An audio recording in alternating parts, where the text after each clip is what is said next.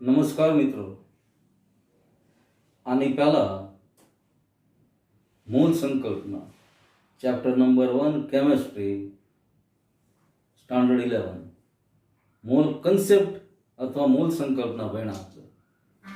અને એક મૂળ બરાબર કોઈ પણ તત્વ, સંયોજન કે પરમાણુ હોય તો એની અંદર એના કુલ પરમાણુઓની સંખ્યા 6.022 into 10⁻23 આટલી થાય.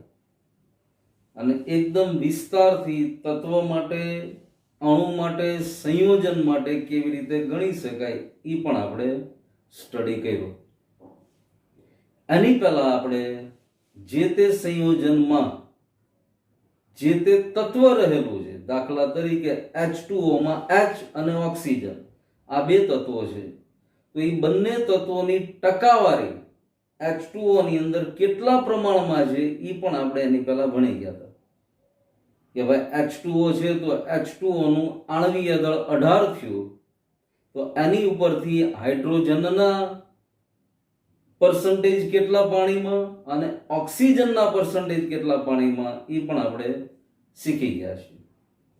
હવે એના જ આધારે મૂળ અને ટકાવારી પ્રમાણ એના જ આધાર ઉપર આજે આપણે જે તે સંયોજનનું પ્રમાણ સૂચક સૂત્ર, ઇમ્પિરિકલ ફોર્મ્યુલા અને આણ્વીય સૂત્ર કેવી રીતે નક્કી કરી શકાય એને આપણે સ્ટડી કરવો છે. પ્રમાણ સૂચક સૂત્ર કોને કહેવાય, અણુ સૂત્ર કોને કહેવાય, એ આખો આપણે આ દાખલો ગણશું એટલે બરાબર ખબર પડી જશે. પણ છતાં વ્યાખ્યાયિત કરવું હોય પ્રમાણ સૂચક સૂત્રને તો શું વ્યાખ્યાયિત કરી શકાય? તો કે સંયોજનમાં રહેલ જુદા જુદા પરમાણુઓની પૂર્ણ સંખ્યાનો ગુણોત્તર. ફરીવાર રિપીટ કરું છું, પ્રમાણ સૂચક સૂત્ર અથવા ઇમ્પિરિકલ ફોર્મ્યુલા એટલે શું? તો કે આપેલું સંયોજન હંમેશા જુદા જુદા તત્વોથી બનેલું હોય, તો કે આપેલા સંયોજનમાં રહેલ જુદા જુદા પરમાણુઓની પૂર્ણ સંખ્યાનો ગુણોત્તર આને પ્રમાણ સૂચક સૂત્ર કહેવાય. અને અણુ સૂત્ર અથવા આણ્વીય સૂત્ર તો કે સંયોજનના અણુમાં રહેલા જુદા જુદા પરમાણુઓની ચોક્કસ સંખ્યા. H2O હાઇડ્રોજનના 2 પરમાણુ, ઓક્સિજનનો 1 પરમાણુ, પાણીનું અણુ સૂત્ર થઈ ગયું અથવા પાણીનું આણ્વીય સૂત્ર થઈ ગયું. પણ પ્રમાણ સૂચક સૂત્ર અને અણુ સૂત્ર કેવી રીતે ટકાવારી પ્રમાણ ઉપરથી શોધી શકાય એ આપણો દાખલો છે. આ દાખલાને એકદમ સિસ્ટેમેટિકલી પદ્ધતિસર આપણે ગણવા તરફ જઈ રહ્યા છીએ.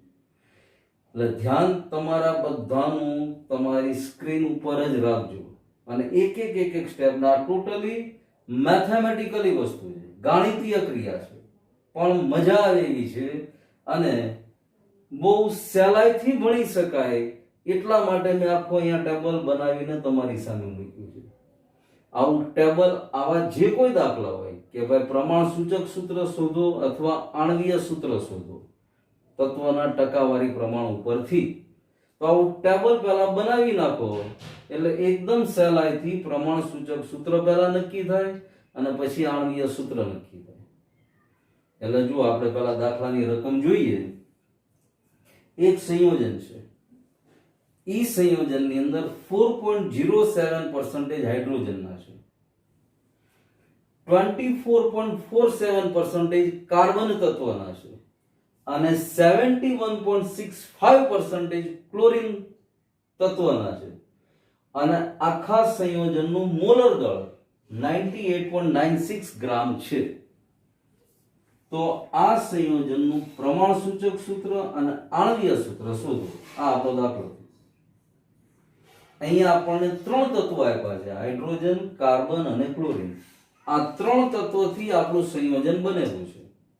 હવે આવા દાખલામાં સૌથી પહેલા જે કઈ પર્સન્ટેજ પ્રમાણ આપ્યા હોય એ બધાનો સરવાળો કરી અને જોઈ લેવાનું 100 ની આસપાસ થાય છે કે નહીં.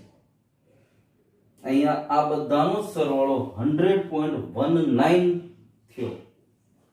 99.99 અથવા 100 point something આટલો સરવાળો થાય તો આ બધા તત્વો આટલા પર્સન્ટેજમાં ગોઠવાયેલા છે. આ વસ્તુ સાબિત કરે છે. ક્યારેક અમુક સંયોજન એવા પણ આપ્યા હોય કે બધા જ તત્વોના પર્સન્ટેજનું પ્રમાણ પૂરું 100% કે 100%ની આસપાસ ન થતું હોય, સપોઝ માનો 85% થયું, તો બાકીના 15%માં ઓક્સિજન રહેલો છે એમ માની લેવાનું. ઘણીવાર દાખલામાં ઓક્સિજનનું પ્રમાણ ન પણ આપ્યું હોય અને બધાનો સરવાળો કરતા આપણને 85% કે 87% કે આવી કોઈ વસ્તુ મળતી હોય તો ત્યારે ખાસ ધ્યાનમાં રાખવાનું તો બાકીનું પ્રમાણ, કારણ કે પર્સન્ટેજ હંમેશા 100 આંકડા એ જ હોય, 100 એ જ પર્સન્ટેજ હોય, તો બાકીનું પ્રમાણ ઓક્સિજનનું છે એમ માનીને દાખલો ગણવાનો. હવે અહીં આગળ તો આપણને 100.19 આપી દીધું છે એટલે કોઈ પ્રશ્ન નથી. આટલા જ તત્વોથી આપણું સંયોજન બન્યું છે. આપણા સંયોજનની અંદર હાઇડ્રોજન, કાર્બન અને ક્લોરીન 3 તત્વો જ છે અને ત્રણેયનું પ્રમાણ 100%માં આવી જાય છે. જોઈ લો. એટલે હવે આ દાખલાને પદ્ધતિસર કેમ ગણી શકાય એની તરફ આપણે આગળ જઈએ છીએ. હવે તત્વો આપણી સામે 3 છે. હવે આ ત્રણેય તત્વોના પરમાણુય દળ આપણે જાણીએ છીએ.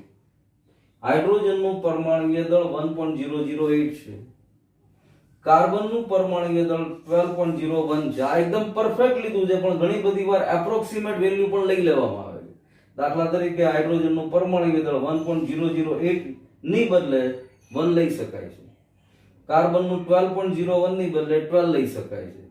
પણ આપણે પરફેક્શન તરફ જઈએ તો જે તે તત્વના પરમાણુય દળને અહીંયા મેં દર્શાવ્યું છે. બીજું પર્સન્ટેજ અથવા દળ. શા માટે દળ? તો કે આને 100% પ્રમાણે 100 ગ્રામ ગણી લ્યો તો આ 100 ગ્રામ સંયોજનની અંદર 4.07 ગ્રામ હાઇડ્રોજન, 24.47 ગ્રામ કાર્બન અને 71.65 ગ્રામ ક્લોરીન તત્વ રહેલું છે. એટલે મેં અહીંયા દળ લખ્યું 4.07, 24.47 અને 71.65. આટલી વસ્તુ આપણને આપી દીધેલી છે. હવે આપણે આ પ્રમાણ સૂચક સૂત્ર અને આણ્વીય સૂત્ર કેમ શોધી શકાય એની ગણતરી તરફ જઈએ છીએ. હવે સૌથી પહેલા મૂળ સંખ્યા ફાઇન્ડ કરવાની અથવા પરમાણુની સંખ્યા ફાઇન્ડ કરવાની કે આપેલા સંયોજનમાં જે તે તત્વના કેટલા પરમાણુ રહેલા છે અથવા મૂળ સંખ્યા.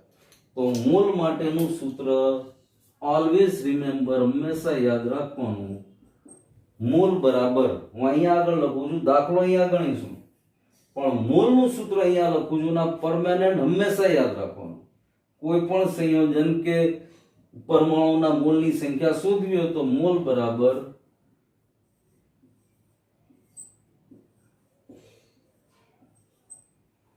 આપેલ તત્વ, સંયોજન કે પદાર્થનું દળ અને છેદમાં તેનું આણ્વીય દળ અથવા પરમાણુય દળ. એટલે અહીંયા દળના છેદમાં દળ આવે, પણ ઉપર કોનું દળ? તો કે જે સંયોજનની, પદાર્થની કે તત્વની વાત થાય છે એનું દળ. એટલે અહીંયા દળની બદલે અહીંયા કૌંસમાં લખી નાખું પદાર્થ કે સંયોજન અને છેદમાં તત્વ, પદાર્થ કે તેનું પરમાણુય દળ અથવા તો તેનું આણ્વીય દળ. સંયોજન હોય તો આણ્વીય દળ, તત્વ હોય તો તેનું પરમાણુય દળ.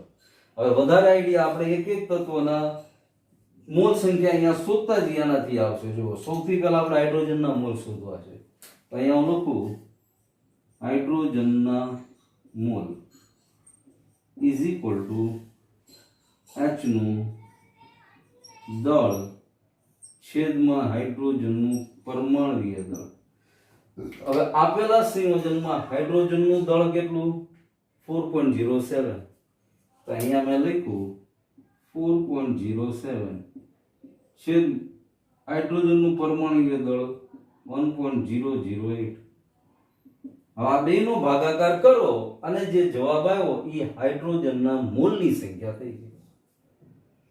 એવી જ રીતે કાર્બનના મોલ બરાબર કાર્બનનું દળ છેદમાં કાર્બનનું પરમાણુય દળ ઇઝ ઇક્વલ ટુ, તો કાર્બનનું દળ આપણને અહીં આપ્યું છે 12.01 ગ્રામ, સોરી 24.47 ગ્રામ, 24.47 divided by 12.01. આ બેનો ભાગાકાર કરો એટલે કાર્બનના મોલ અથવા કાર્બનના પરમાણુની સંખ્યા આપણને મળી જાય. અને સેમ એવી રીતે ત્રીજું તત્વ ક્લોરીનના મોલ, તો ઇઝ ઇક્વલ ટુ ક્લોરીનનું દળ છેદમાં ક્લોરીનનું પરમાણુય દળ. હવે ક્લોરીનનું આપેલું દળ આપેલા સંયોજનમાં 71.65 ગ્રામ, તો is equal two 71.65 divided by 35.453. હવે આ ત્રણેય હાઇડ્રોજન, કાર્બન અને ક્લોરીન આ ત્રણેયના પરમાણુની સંખ્યા અથવા મોલની સંખ્યા આવી રીતે નક્કી થઈ જાય. અને આનો ભાગાકાર કરી મોલની સંખ્યા અહીંયા લખી નાખો. હાઇડ્રોજનનું મોલ 4.07 upon 1.008 એનો ભાગાકાર કરતા 4.037 આવે છે. હવે પોઈન્ટ પછીના બે ડિજિટ સુધી આપણે જોવું છે, તો આના બરાબર એપ્રોક્સિમેટ વેલ્યુ 4.04, કારણ કે 4.037 છે એટલે 4.04 ની નજીકની સંખ્યા થઈ ગઈ. એવી જ રીતે કાર્બનના મોલ અથવા કાર્બનના પરમાણુની સંખ્યા ભાગાકાર કરતા 2.0208, તો આના બરાબર 2.021, કારણ કે 208 છે એટલે 2.021. પોઈન્ટ પછીના બે ડિજિટ સુધી કે ત્રણ ડિજિટ સુધી અહીંયા પણ આનો ભાગાકાર જુઓ તો 2.0209 આવે છે. આના બરાબર પણ લખી શકાય 2.021. હવે આ આપણને જે તે તત્વ આપણા સંયોજનમાં રહેલા છે એના પરમાણુની સંખ્યા અથવા મોલની સંખ્યા મળી ગઈ. ઈ આપણે અહીંયા આગળ આ કોષ્ટકની અંદર અથવા ટેબલની અંદર લખીએ તો સૌથી પહેલા H ના પરમાણુ અથવા મોલ 4.04, એવી જ રીતે કાર્બનના 2.021 અને ક્લોરીનના 2.021. આ બંનેના પરમાણુ કે મોલની સંખ્યા સમાન મળી આપણને. હવેનું સ્ટેપ બરાબર ધ્યાનમાં રાખવાનું. જે કાંઈ તત્વો આપણને આપ્યા છે એ તત્વમાં સૌથી પરમાણુની અથવા મોલની નાનામાં નાની સંખ્યા કયા તત્વ પાસે છે? ફરીવાર, જે કાંઈ તત્વો આપણને આપેલા છે એના મોલની સંખ્યા શોધી. હવે આ મોલની સંખ્યામાં સૌથી ઓછા અથવા નાનામાં નાના મોલ કયા તત્વ પાસે છે એ જોવાનું. તો અહીંયા આગળ જુઓ તો કાર્બન અને ક્લોરીન બંને પાસે સરખા મોલ છે, મતલબ આની કરતા નાની સંખ્યામાં છે. તો અહીંયા સાદો ગુણોત્તર એકદમ ઈઝીલી 4.04 divided by 2.021.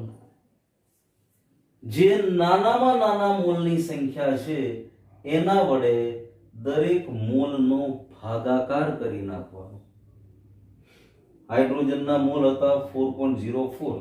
હવે નાનામાં નાની સંખ્યાના મોલ કયા મળ્યા? તો કે 2.021. તો 4.04 divided by 2.021. Same way 2.021 divided by 2.021. અને અહીંયા પણ 2.021 divided by 2.021. એટલે સાદો ગુણોત્તર મેળવવા માટેની સાદી ગાણિતિક ક્રિયા શું થઈ? તો કે જે તે તત્વના મોલની સંખ્યા ડિવાઇડેડ બાય સૌથી નાનામાં નાના મોલની સંખ્યા. અહીં આગળ માનો 3 ની બદલે કદાચ 4 તત્વ હોત તો ચારેયના સાદુ ગુણોત્તર એની મોલની નાનામાં નાની સંખ્યાના ભાગાકારથી મળી શકે. હાઇડ્રોજનના સાદુ ગુણોત્તર શોધવો છે તો હાઇડ્રોજનના મોલની સંખ્યા મળી 4.04, તો 4.04 ડિવાઇડેડ બાય નાનામાં નાના મોલ કેટલા છે તો કે 2.021, એનાથી ભાગાકાર કરી નાખો. આનો આનાથી ભાગાકાર, આનો આનાથી ભાગાકાર. હવે આને સાદું રૂપ આપો અને જે જવાબ મળે એ આનો સાદો ગુણોત્તર. હવે હાઇડ્રોજન તત્વનો સાદો ગુણોત્તરનો ભાગાકાર કરશું એટલે આપણને અહીંયા મળશે 1.999 સમથિંગ સમથિંગ. આનો ભાગાકાર કરશું એટલે એક્ઝેક્ટ 1 મળશે, આનો ભાગાકાર કરશું એટલે એક્ઝેક્ટ 1 મળશે. હવે અહીંયા આપણે પૂર્ણાંક સંખ્યા 1.99999 ડોટ ડોટ ડોટ, તો આની પૂર્ણાંક સંખ્યા કોની નજીક આવે તો કે 2 ની નજીક આવે. તો અહીંયા આગળ પૂર્ણાંક સંખ્યા બરાબર 2. આ તો એક્ઝેક્ટ એક જ મળ્યું એટલે કોઈ સવાલ નથી. 1 અને 1. આમ કરીને આખું આપણું ટેબલ પૂર્ણ થયું. હવે આ ટેબલની મદદથી સહેલાઈથી પ્રમાણ સૂચક સૂત્ર અને આણ્વીય સૂત્ર આપણે નક્કી કરી શકીએ. એ નક્કી કેમ થાય એ હમણાં જોઈએ આપણે, પણ એની પહેલા આટલી વસ્તુને ફરીવાર સેજ રિવાઇઝ કરી દઈએ. આપણે જે તે સંયોજનનું પ્રમાણ સૂચક સૂત્ર અને અણુ સૂત્ર કેમ નક્કી થાય એવો દાખલો ગણી રહ્યા છીએ. પ્રમાણ સૂચક સૂત્ર કોને કહેવાય તો કે સંયોજનમાં રહેલ જુદા જુદા પરમાણુની પૂર્ણ સંખ્યાનો ગુણોત્તર. હવે અહીંયા આગળ પૂર્ણ સંખ્યાનો ગુણોત્તર આપણી સામે આવ્યો. જો આણ્વીય સૂત્ર તો કે સંયોજનના અણુમાં રહેલ જુદા જુદા પ્રકારના પરમાણુઓની ચોક્કસ સંખ્યા. પણ આ બેને અત્યારે સાઈડમાં રાખીએ, હમણાં આખો જવાબ આવી જાય એટલે ઓટોમેટિક ખબર પડી જશે પ્રમાણ સૂચક સૂત્ર અને આણ્વીય સૂત્ર શું છે. હવે દાખલાની રકમ જુઓ. સંયોજનમાં 4.07% હાઇડ્રોજન, 24.47% કાર્બન, 71.65% ક્લોરીન આપેલા છે. તો આ સંયોજનનું પ્રમાણ સૂચક સૂત્ર અને આણ્વીય સૂત્ર શોધવાનું છે. સૌથી પહેલા જે તે તત્વ આપ્યો એની ટકાવારી જોઈ લેવાની. 100 ની આસપાસ જ છે ને. જો 100 થી ઓછી હોય, ઓછી એટલે 99.99 ની બધું 100 ની આસપાસ જ કહેવાય, પણ 80, 85, 89, 90, 91, 92% જેવું મળ્યું તો સમજવાનું હજી એક તત્વ આમાં ખૂટે છે અને ઈ ખૂટતું તત્વ ઓક્સિજન હોય. તો અહીં ઓક્સિજનની ભરપાઈ કરીને અહીંયા આગળ એક તત્વ વધારાનું ઉમેરવું પડે, ઓક્સિજન તત્વ. પણ આપણા દાખલાની અંદર ત્રણેય તત્વનું પ્રમાણ 100.19 થઈ જાય છે. એટલે ટકાવારી પ્રમાણે બધા તત્વો બરાબર છે. પછી આખો કોઠો તત્વ, પરમાણુય દળ અને પર્સન્ટેજ, આ ત્રણેય વસ્તુ આપણને આપેલી છે રકમમાં. કયા કયા તત્વ? Hydrogen, carbon, chlorine. પરમાણુય દળ આ ત્રણેયને આપણે જાણીએ છીએ. ન જાણતા હોય તો એના કોષ્ટકમાં જોઈ લેવાના. અહીં આપણે પરફેક્ટ પરમાણુય દળ લખ્યા છે, પણ આ 1.008 ની બદલે 1 ગ્રામ પણ લખી શકાય છે. 12.01 ની બદલે 12 પણ લખી શકાય છે, પણ આપણે પરફેક્ટ પરમાણુય દળ આપણે આના લખ્યા છે. પર્સન્ટેજ, જે તે તત્વ કેટલા ગ્રામ આપણને આપેલા છે, કારણ કે પર્સન્ટેજ 100 હોય એટલે 4.07% હાઇડ્રોજન છે. ધેટ મીન્સ હાઇડ્રોજનના આપેલા સંયોજનમાં 4.07 ગ્રામ્સ છે. અહીંયા મેં લખ્યું 4.07 દળ ગ્રામમાં. Carbon 24.47, chlorine 71.65. હવે અહીંથી આપણા દાખલાની શરૂઆત થઈ. સૌથી પહેલા મોલ સંખ્યા ગોતવાની છે. મોલ સંખ્યા કેમ શોધી શકાય? તો જે તે તત્વનું આપેલું દળ, હાઇડ્રોજનનું દળ આપણને આપ્યું 4.07 અને હાઇડ્રોજનનું પરમાણુય દળ ફિક્સ હોય 1.08. આ બેનો ભાગાકાર કરો અને જે જવાબ મેળવો એ હાઇડ્રોજનના પરમાણુ અથવા મોલની સંખ્યા મળી ગઈ. એવી જ રીતે કાર્બન, કાર્બનનું આપેલું દળ કેટલું? 24.47. કાર્બનનું પરમાણુય દળ કેટલું? 12.01. તો એના આધારે આપણને કાર્બનના મોલની સંખ્યા મળી ગઈ. એવી જ રીતે ક્લોરીનના મોલની સંખ્યા. હવે આ મોલની સંખ્યા મળી જાય પછી બરાબર ચેક કરી લેવાનું કયા તત્વ પાસે સૌથી ઓછા મોલ છે. તો અહીંયા આ બે તત્વ કાર્બન અને ક્લોરીન એવા છે કે જેની પાસે ઓછા મોલ હાઇડ્રોજન કરતા છે અને આ બેના સરખા છે એટલે અને આ બંનેમાં માનો આના મોલ કદાચ આની કરતા પણ ઓછા હોત તો આ સંખ્યાથી બાકીના બંને મોલનો ભાગાકાર કરવાનો. અહીંયા હાઇડ્રોજનના મોલ મળ્યા 4.04 ભાગ્યા જે નાનામાં નાની મોલની સંખ્યા છે એનાથી ભાગાકાર 1.999. એવી જ રીતે 2.021 ડિવાઇડેડ બાય 2.021 2.021 ડિવાઇડેડ બાય 2.021. અહીંયા આગળ જે છેદની સંખ્યા છે એ બધા જ તત્વોમાં કોમન રહેશે કારણ કે સૌથી નાનામાં નાની સંખ્યા જે હોય એનાથી આપણે ભાગાકાર કરવાનો છે.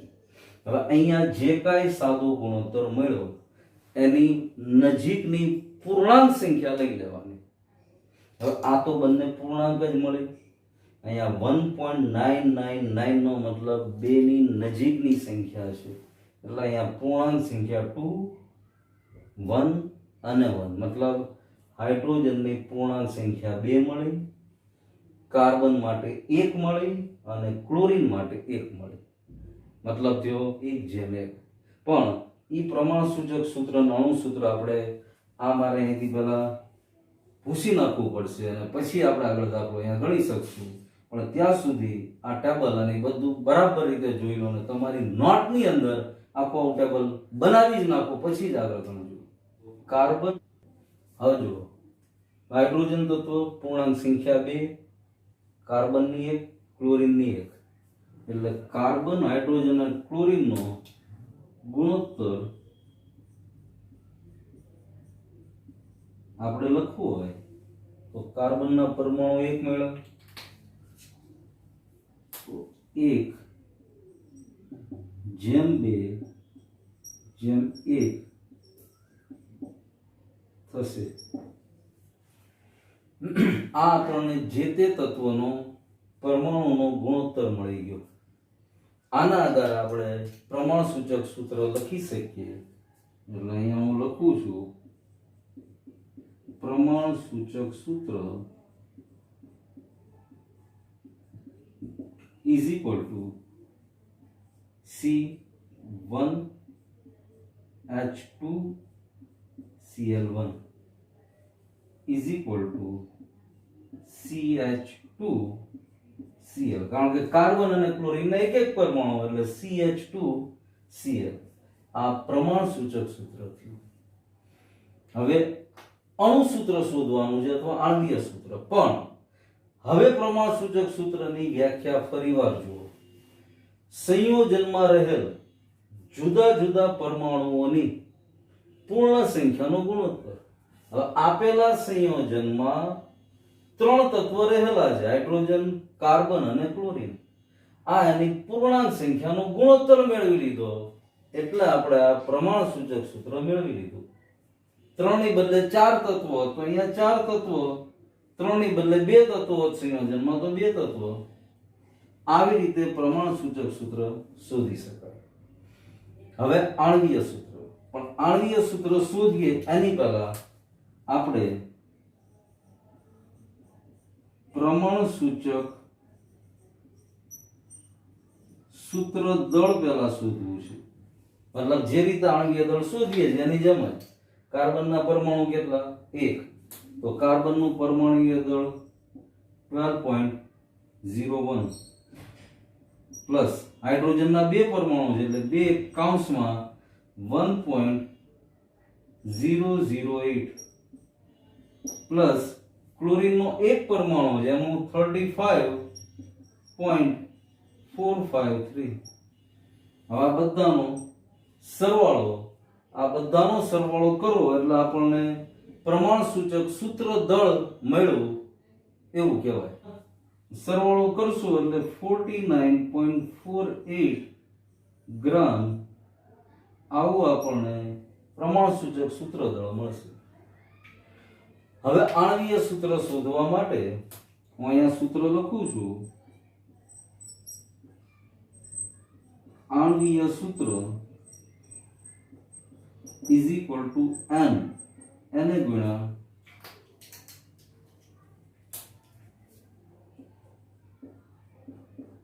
પ્રમાણ સૂચક સૂત્ર.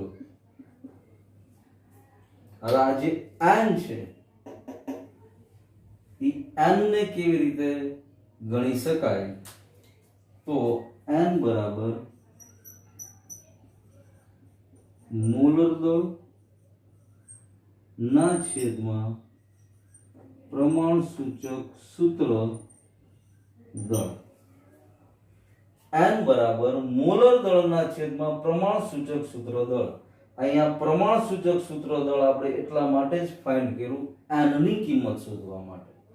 મોલર દળ રકમમાં આપી દીધો જો 98.96, તો અહીંયા 98.96 ડિવાઇડેડ બાય પ્રમાણ સૂચક સૂત્ર દળ કેટલું મળ્યું? 49.48. 49.48 આ બંનેનો ભાગાકાર કરશું એટલે 2 મળશે. એટલે આપણને n ની કિંમત મળી ગઈ. હું આણ્વીય સૂત્રને પેલા બોક્સમાં મૂકી દઉં એટલે આખું અલગ હાઇલાઇટ થઈ જાય. આણ્વીય સૂત્ર બરાબર n ગુણ્યા પ્રમાણ સૂચક સૂત્ર. પ્રમાણ સૂચક સૂત્ર આપણને અહીંયા મળી ગયું. આને પણ હાઇલાઇટ કરી નાખીએ.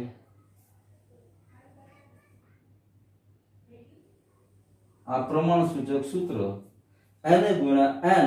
n કેવી રીતે ગોતવાનું? તો કે n બરાબર મોલર દળ જે રકમમાં આપી દીધું હોય ડિવાઇડેડ બાય પ્રમાણ સૂચક સૂત્ર દળ જે આપણે પ્રમાણ સૂચક સૂત્રની મદદથી શોધ્યું. ઈ જે આંકડો આવ્યો એને પ્રમાણ સૂચક સૂત્ર સાથે ગુણાકાર કરવો એટલે આણ્વીય સૂત્ર મળે. હવે આ આણ્વીય સૂત્ર હું ઉપરની જગ્યામાં લખું છું, બરાબર ધ્યાનમાં રાખજો. આણ્વીય સૂત્ર બરાબર n ગુણ્યા પ્રમાણ સૂચક સૂત્ર. n ની કિંમત મળી આપણને 2 અને n ગુણ્યા પ્રમાણ સૂચક સૂત્ર CH2Cl માટે આણ્વીય સૂત્ર is equal to C2H4Cl2. 2 આખા પ્રમાણ સૂચક સૂત્રની સાથે ગુણાકારમાં છે એટલે C 2 વાર C2, H 2 પરમાણુ ઓલરેડી છે 2 સાથે ગુણાય H4Cl2. આ આખો જ દાખલો બની ગયો. આને પ્રમાણ સૂચક સૂત્ર કહેવાય CH2Cl અને C2H4Cl2 આણ્વીય સૂત્ર કહેવાય. આવી રીતે પ્રમાણ સૂચક સૂત્ર અને આણ્વીય સૂત્રને ગણતરી કરી અને મેળવી શકાય.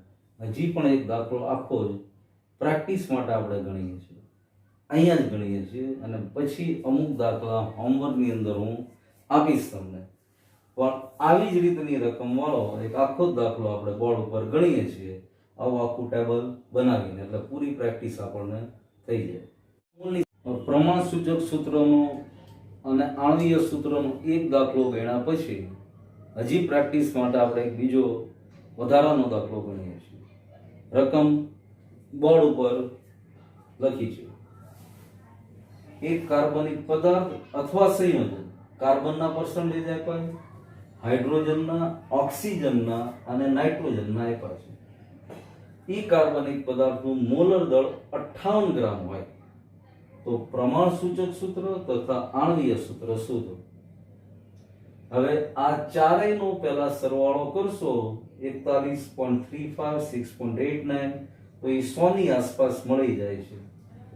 એટલે બધા જ તત્વો આપણને જે તે કાર્બનિક પદાર્થ આપ્યો એને આપી દીધા છે. હવે આખું ટેબલ ગયા વખતના દાખલામાં બનાવ્યું હતું એની જેમ જ બનાવ્યું છે. તત્વ ચાર્જ એટલે કાર્બન, હાઇડ્રોજન, નાઇટ્રોજન, ઓક્સિજન. સૌથી પહેલા ચારેય તત્વોના પરમાણ્વીય દળ લખી નાખ્યા. અહીંયા દાખલાની સરળતા ખાતર બધાના પરમાણ્વીય દળ પૂર્ણાંક સંખ્યામાં લઈ લીધા છે. ના હાઇડ્રોજનનો 1.008 છે એની બદલે 1 લઈ લીધું છે.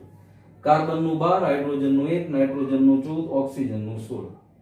હવે પર્સન્ટેજ હંમેશા 100 હોય આપણને ખબર છે, એટલે કાર્બનના જેટલા ટકા આપ્યા એટલા ગ્રામ લઈ લીધા, 41.35, હાઇડ્રોજન 6.89, 24.12 નાઇટ્રોજન અને ઓક્સિજન 27.64. આટલી વસ્તુ આપણને આપી દીધેલી છે. અહીંથી આપણું કામ ચાલુ. હવે સૌથી પહેલા કાર્બનના મોલ ગણવા છે. તો મોલ માટેનું સૂત્ર આની પહેલા જ આપણા દાખલામાં લખ્યું હતું મેં કે મોલ બરાબર જે તે પદાર્થ સંયોજન કે તેનું આપેલું દળ અને ડિવાઇડેડ બાય એના છેદમાં જો તત્વો હોય તો પરમાણ્વીય દળ અને જો સંયોજન હોય તો તેનું આણ્વીય દળ. અહીં આપણે તત્વની વાત કરીએ છીએ તો તત્વ કાર્બન છે. કેટલું દળ આપી દીધું? 41.35. હવે કાર્બનનું પરમાણ્વીય દળ કેટલું? 12. તો 41.35 divided by 12 is equal to 3.45. તો આ આપણને આપેલા કાર્બનિક સંયોજનમાં કાર્બનના મોલની સંખ્યા મળી ગઈ. એવી જ રીતે બીજું તત્વ હાઇડ્રોજન. હાઇડ્રોજનનું દળ કેટલું આપ્યું? 6.89. હાઇડ્રોજનનું પરમાણુય દળ 1 છે. 6.89 divided by 1. તો હાઇડ્રોજનના મોલ 6.89 આપણા સંયોજનમાં છે. એવી જ રીતે નાઇટ્રોજન 24.12 ગ્રામ આપેલું દળ છે. હવે નાઇટ્રોજનનું પરમાણુય દળ 14, તો 24.12 divided by 14 1.72 મળશે. ને એવી જ રીતે ઓક્સિજનનું દળ 27.64 divided by 16 એનું પરમાણુય દળ બરાબર 1.73. હવે અહીંથી એક અગત્યનું કામ આપણું પાછું શરૂ. તો શું અગત્યનું કામ? તો કે ચારેયમાં સૌથી ઓછા મોલ કયા છે? તો ચારેય તત્વમાં સૌથી ઓછા મોલ નાઇટ્રોજનના જે 1.72. તો બધાના મોલની સંખ્યાને 1.72 જે ઓછામાં ઓછા મોલ છે એનાથી ડિવાઈડ કરી નાખ્યું, ભાગાકાર કરી નાખ્યું. 3.45 divided by 1.72 2.01. 6.89 divided by 1.72 4.01. 1.72 divided by 1.72 1.0. 1.73 divided by 1.72 1.06. હવે આની પૂર્ણાંક સંખ્યા જોવો તો 2.01 ની 2, 4.01 ની 4, 1 ની 1 જ રહેવાની, 1.06 ની 1. બસ આ જે તે તત્વની પૂર્ણાંક સંખ્યા આપણને મળી ગઈ. હવે પ્રમાણ સૂચક સૂત્ર શોધવા માટે કાર્બન, હાઇડ્રોજન, નાઇટ્રોજન અને ઓક્સિજન આપેલા કાર્બનિક પદાર્થના 4 તત્વો અને આ ચારેયનું ગુણોત્તર પ્રમાણ આપણને આ ટેબલ ઉપરથી મળ્યું 2:4:1:1. તો પ્રમાણ સૂચક સૂત્ર બરાબર C2H4N1O1. હવે નાઇટ્રોજન અને ઓક્સિજન એક એક છે એટલે અહીં આગળ 1 1 નથી લખ્યું મેં. આ આપણને પ્રમાણ સૂચક સૂત્ર મળી ગયું. હવે આણ્વીય સૂત્ર શોધવા માટેનું સૂત્ર તો કે આણ્વીય સૂત્ર બરાબર n ગુણ્યા પ્રમાણ સૂચક સૂત્ર દળ. હવે પ્રમાણ સૂચક સૂત્ર. તો પ્રમાણ સૂચક સૂત્ર આપણા હાથમાં આવી ગયું, n નથી મળ્યો. તો n ને કેમ શોધવાનું? તો આની પહેલાના દાખલામાં n નું સૂત્ર આપ્યું હતું, n બરાબર જે તે સંયોજનનું મોલર દળ ડિવાઇડેડ બાય પ્રમાણ સૂચક સૂત્ર દળ. હવે મોલર દળ આપણને આપી દીધું છે 58 ગ્રામ્સ. અહીંયા 58 ડિવાઇડેડ બાય પ્રમાણ સૂચક સૂત્ર આપણે શોધ્યું C2H4NO ઉપરથી. તો પ્રમાણ સૂચક સૂત્ર ઉપરથી પ્રમાણ સૂચક સૂત્ર દળ કાર્બનના 2 પરમાણુ, કાર્બનનું પરમાણુય દળ 12, હાઇડ્રોજનના 4 પરમાણુ, હાઇડ્રોજનનું પરમાણુય દળ 1, નાઇટ્રોજનનો 1 પરમાણુ, ઓક્સિજનનો 1 પરમાણુ. મતલબ 58 ગ્રામ્સ મળે છે. તો 58 divided by 58 is equal to 1. તો પ્રમાણ સૂચક સૂત્ર n ની કિંમત અને પ્રમાણ સૂચક સૂત્ર આ બંનેનો ગુણાકાર બરાબર આણ્વીય સૂત્ર. n ની જગ્યાએ 1 મૂક્યું, પ્રમાણસૂચક સૂત્ર C2H4NO, આની સાથે 1 ગુણાય એટલે એની જ વસ્તુ રહેવાની છે. તો આપણને આણ્વીય સૂત્ર મળ્યું C2H4NO. મતલબ આ સંયોજનમાં પ્રમાણસૂચક સૂત્ર અને આણ્વીય સૂત્ર બંને એક જ છે. આપેલા કાર્બનિક પદાર્થનું પ્રમાણસૂચક સૂત્ર અને આણ્વીય સૂત્ર બંને એક જ છે. Thank you.